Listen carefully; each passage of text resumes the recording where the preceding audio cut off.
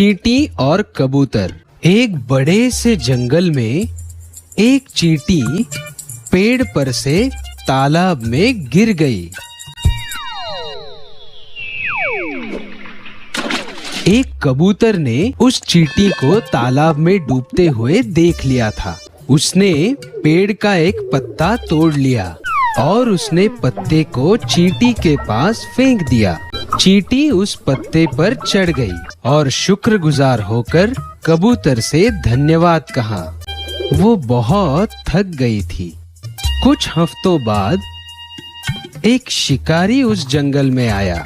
शिकारी का तो काम ही है शिकार करना। उसने कुछ दाने जमीन पर फेंके और उस पर जाल बिछाया और फिर पक्षियों के जाल में फंसने की राह देखने लगा। वो चींटी जाल के पास से ही गुजर रही थी।